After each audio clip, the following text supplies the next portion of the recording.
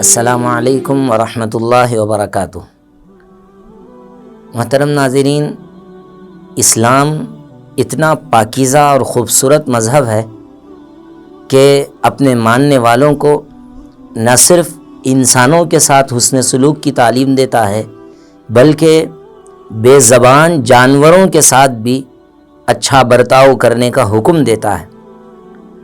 آپ صلی اللہ علیہ وسلم کی پوری زندگی اس بات کو بتاتی ہے کہ آپ نہ صرف انسانیت کے لیے رحمت تھے بلکہ بے زبان جانوروں کے لیے بھی رحمت بن کر آئے تھے۔ بہت محبت، بہت شفقت کے ساتھ اللہ کے نبی صلی اللہ علیہ وسلم جانوروں کے ساتھ پیش آتے تھے۔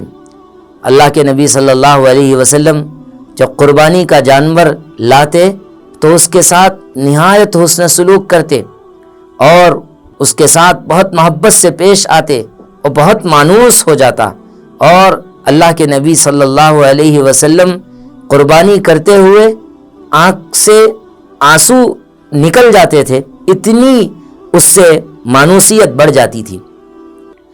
لیکن آج کے زمانے میں ہم سب لوگ بہت تیزی سے آگے بڑھ رہے ہیں اور یہ جو اصل سنتیں ہیں، اصل چیزیں ہیں، ہم اس کو فراموش کر رہے ہیں۔ جانور کی قربانی کے وقت میں بھی جانور کے ساتھ اچھا سلوک نہیں ہوتا۔ جب گھر پہ لا کے رکھتے ہیں تب بھی ہم ان کے ساتھ اچھا سلوک نہیں کرتے، حتیٰ کہ جب ان کو ذبح کرتے ہیں ہم وہاں کاٹنے والے، ذبح کرنے والے قصائی سے یہ نہیں کہتے کہ بھائی اس کو تھوڑا نرمی سے، محبت سے اس کو ذبح کرو، ایسا نہیں ہے۔ اب یہاں پر ہم ذبح کرتے ہوئے فوراً اس کی گردن کو الگ کر دیتے ہیں، ابھی خون پورا نکلنے بھی نہیں پاتا، ہم اس کی گردن کو اس کے جسم سے الگ کر دیتے ہیں۔ ایسا کرنا فقہا نے مکروہ لکھا ہے، اس لیے کہ ایسا کرنے میں جانور کو بے انتہا تکلیف ہوتی ہے، اور اللہ کے رسول صلی اللہ علیہ وسلم نے جانور کو ایسی حالت میں بھی تکلیف دینے سے منع فرمایا ہے۔ اللہ کے رسول صلی اللہ علیہ وسلم ذبح سے پہلے چھری کو تیز کر لیا کرتے تھے کہ کہیں جانور کو تکلیف نہ ہو، اور ہمارے یہاں پر نہ صرف تکلیف دی جاتی ہے بلکہ فوراً اس کی سر کو گردن سے الگ کر کے ہم اس کی گردن کو اس کے جسم سے الگ کر کے اس کو تکلیف پہنچاتے ہیں۔ ایسا کرنا مکروہ ہے۔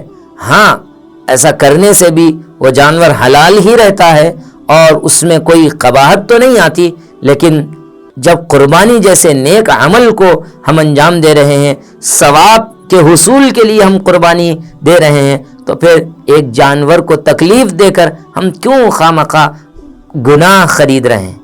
اس لیے اس بات کی کوشش کرنا چاہیے کہ آداب اور مستحبات کی رعایت کرتے ہوئے ہم اپنی قربانیوں کو ادا کریں۔ اللہ پاک عمل کی توفیق عطا فرمائے۔